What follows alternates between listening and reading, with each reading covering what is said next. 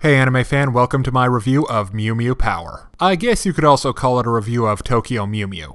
That's not entirely accurate, you liar.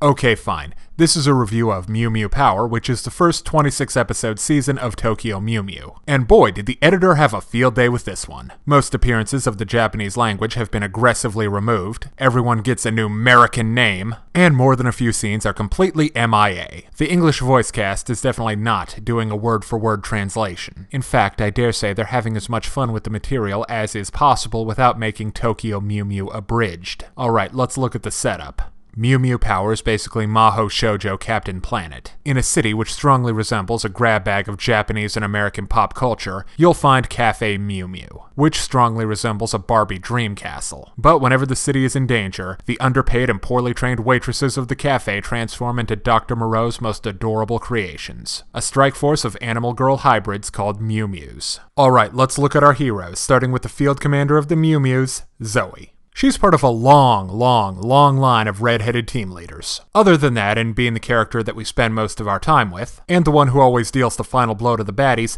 I'm not sure what qualifies her to be the leader. Well, it sure is ain't her cool head. It's not that bad. In fact, that's what makes Zoe so likable and funny. A lot of the laughs in the show are generated by Zoe overreacting. When she's happy, she's real happy. When she's disappointed, she's real disappointed. And when she's scared, she's really scared. At these times, we typically launch into that big-headed wacky anime shtick. And it's awesome to watch. In her Mew Mew form, Zoe looks like she was spliced with a wildcat and cotton candy. Kitted out in an ensemble of bright bubblegum pink, with matching hair and eyes, plus cute little kitty ears and a tail. The only way she could be higher aggro would be if she shouted her catchphrase, Mew Mew style, Mew Mew grace, Mew Mew power in your face, through a bullhorn. Powers-wise, Zoe has enhanced strength and agility like all Mew Mews, but she's also armed with the Strawberry Bell. This bears an uncanny resemblance to something Sailor Chibi Moon would rock in a fight. And it's no different from any of Sailor Moon's finishing moves. Next is Karina. She's been spliced with a blue lorikeet,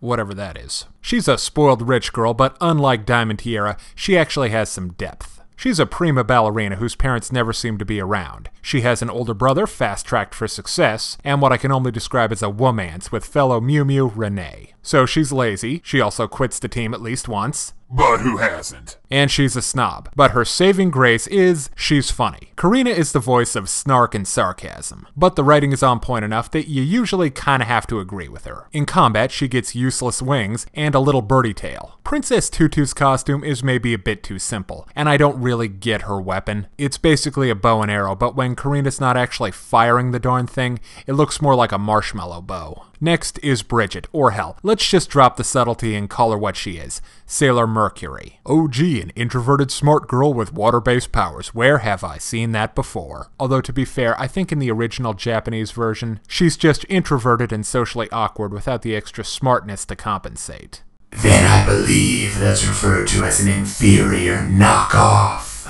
Costume-wise, Bridgie's Mew wear is almost identical to Zoe's. Only instead of a skirt, Bridge is wearing a leotard. This fits the water theme well, although she's armed with castanets, so maybe a flamenco dress would have been more appropriate. Also, she's got antennae, just why? She's been hybridized with a porpoise, not a mantis. In combat, she's a waterbender, and I've always questioned the usefulness of liquid water as a weapon. I guess the difference is, on Avatar, they're always finding new ways to use it. Here, Bridge just busts out the same attack with the same animation over and over and over again. Well, that's just par for the course now, ain't it? Now for Mew Mew number 4. Kiki. She's the sugar-fueled nutcase of the team. In fact, she's so hyperactive, Pinkie Pie would probably tell her to calm the down. But this little lady needs the energy because she's busy. She has to save the world, wait tables at the cafe, perform for pennies at the local park, and take care of her 5 underage siblings. So school, totally not a priority. Kiki's so busy because her mom got dead in her dad's mercenary tower or something, so he's off training his kung fu and collecting Dragon Balls. In Mew Mew mode, Kiki sports a yellow onesie and has monkey ears and a tail. Weapons-wise, Kiki's armed with tambourines, and she can trap monsters in pudding.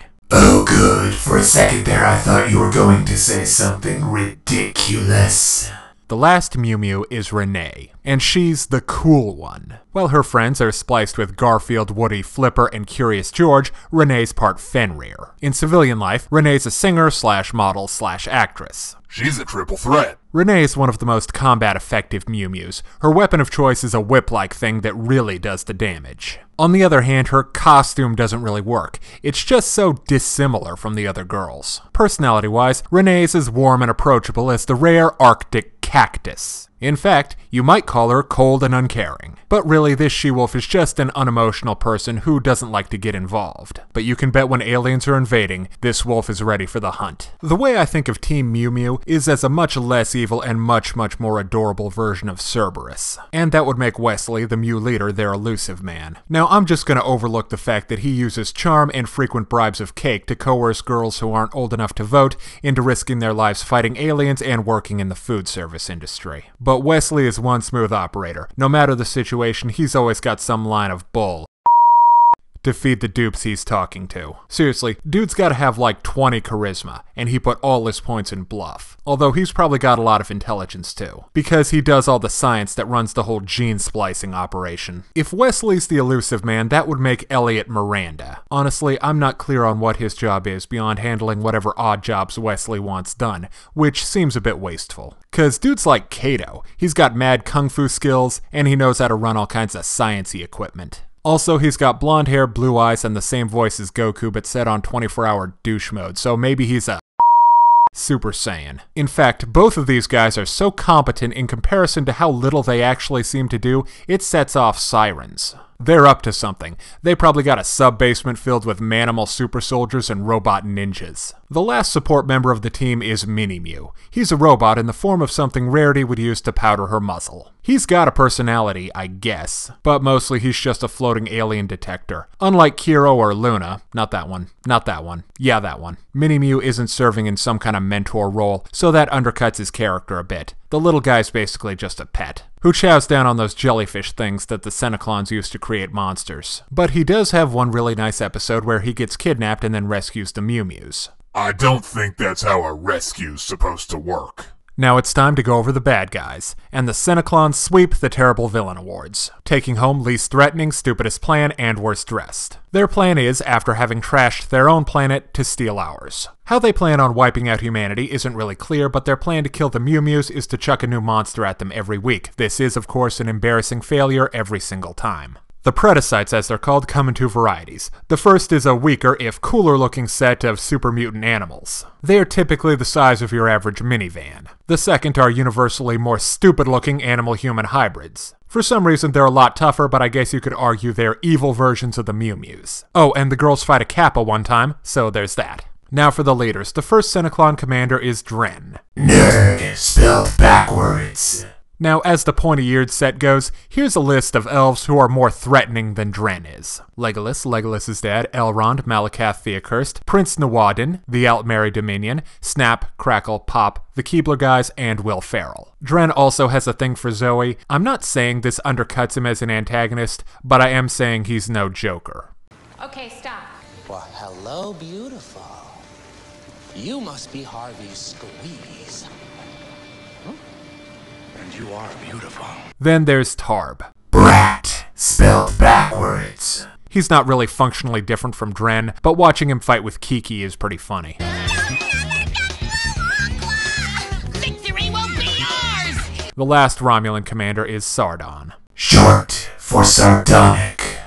He at least does stuff other than trying and failing to kill 5 teenage girls. Typically along the lines of information gathering and evil experimentation. The last villain is their evil overlord, Deep Blue. There's not much to say about the alien behind the curtain in the first season. He just sort of floats there and receives status reports. Okay, this here is Dr. Claw. This is how you sit back, relax, and be a total bad without having to do jack. In fact, the only thing that stops the Seneclons from batting a big fat goose egg is the fact that they're better at collecting this stuff called Blue Aqua than the Mew Mews. Basically, what Blue Aqua does is sends the Mew Mews into overdrive. We only see it in action twice. Bridget uses the stuff to transform into a mermaid thing, and Zoe uses it to kill Mothra. That ain't something to be proud of. Mothra kinda really sucks. Now let's go over the supporting characters, starting with Zoe's gal pals, Megan and Mimi. They're kind of fun, and it's nice to see that Zoe actually knows people outside of Team Mew Mew. Then there's Mark, Zoe's boyfriend. Yeah, I don't know what it is about her. How does an ordinary high school girl get 4 potential love interests? This is dangerously close to reverse harem territory. Anyway, Mark's a bland save-the-world type. He's also a kendo champ who managed to become the most popular boy in school without any kind of personality to speak of. Well, that's not technically true. He's just perfect. Seriously, dude makes Nausicaa look like San. The last dude worth talking about is the Blue Knight. He's basically Tuxedo Mask, but without the classy wardrobe. He also doesn't have to work nearly as often, as Zoe is better at getting herself out of trouble than old Meatball Head is. Other than that, he's all dashing and heroic and such. Moving on. Mew Mew Power has a lot of highs and lows. Hands down, the best part of the show is the main cast. They have fun, likable personalities. Zoe and Karina are the funny ones, Kiki ranges from heartwarming to teeth-grindingly irritating, Bridget's just lucky to have been invited, and Renee does a good job as the Raph/Wolverine of the team. The whole group has a great dynamic, courtesy of the diverse personalities of the 5 girls. I also really like the action scenes in Mew Mew Power. Unlike the Sailor Senshi, who are the magical girl equivalents of Space Marines, Hold position, go loud, and don't stop a shooting till the other guy stops a moving. the Mew Mews are a lot more mobile. Just watch them in action.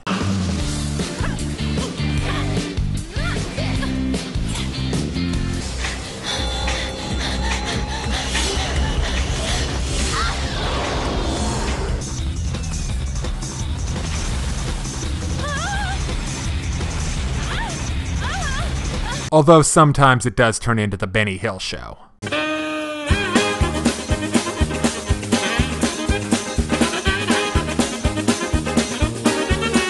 But in spite of all that, the fights are still really cool. The Mew Mews are perhaps the best dressed abominations of science ever to defend planet Earth. Unlike the Scouts, whose uniforms only vary in color, each Mew Mew's costume is different and distinctive. And unlike Madoka, they still maintain a strong team identity. I also really dig their transformation doodads, in this case those pendants they all wear attached to their chokers. It goes well with the costume and makes sense. Unlike the Scouts, who transform with pens. Why? Now let's talk about those transformations, shall we? Yeah, they're too long to happen every single episode, and they never ever change. But unlike Sailor Moon, Mew Mew Power combines the girls' transformations into one little mini music video. Private, you do that again, you're doing push-ups. This makes sitting through the transformations a bit more tolerable. Now about that music, the show never misses an opportunity to blast bubblegum pop at full volume, whether it's in the opening, or the transformations, or the odd battle theme. And I don't think they could have possibly picked a better sound for the show. Right off the bat, you know you're in for a load of energetic, over-the-top, silly fun. So Super Chick sound alike, I salute ya. And I'm sorry, but this is just the cutest return from commercial ever. How does that not brighten up your day? Now let's talk about the bad parts of this here show. Mew Mew Power fails where most Maho shoujo anime fail. With the villains. These chumps couldn't take over a juice bar. How are they gonna take over Earth? Seriously, the Seneclons make the Dark Kingdom look like the Third Reich. Next, what's with the theme? There's clearly an environmental thing going on, but all they do is occasionally say, "Give a hoot, don't trash the planet." Well said.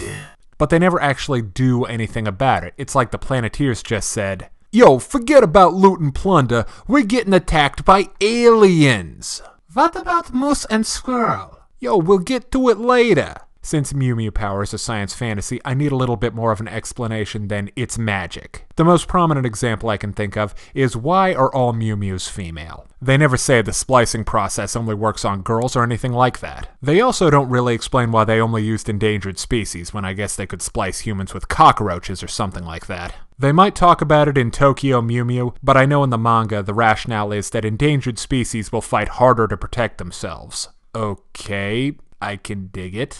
As for why those 5 girls specifically, apparently they have some X gene thing that enables hybridization with animal DNA. It's a good thing they didn't make no spider girls, 'cause Stanley's got some bad lawyers. But they never say how rare this is. I mean, it makes sense for the Seneclons to create their animal-human hybrids out of people with these genes, but they never say that. For all I know, Dren could be using ooze. There's also a theme with the Mew Mew weapons. Most of them are armed with musical instruments. Bridget has castanets, Kiki has tambourines, Renee tends to hold her whip handle thing like a microphone, and Zoe has a bell. That's kind of a musical instrument.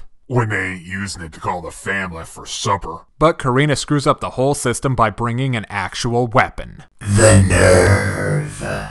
Finally, Mew Mew Power was cancelled after one season, and for bad reasons. It got canned because 4Kids couldn't get the rights. I understand cancelling a show because of ratings, but legal stuff? Lame. Now it's time to break down the good and the bad in Mew Mew Power and get our final score. On the good side, a fun, stylish main cast, awesome action, cool creature design, and a metric ton of cute is really held back by a weak core concept, laughably bad villains, and slipshod explanations. But in the end, it's a fun ride. I give Mew Mew Power 3.5 out of 5. Thanks for watching. I'm the Stupid Private. Hey kids, today's show is brought to you by the letter 4 and the number potato! I'm a stupid private.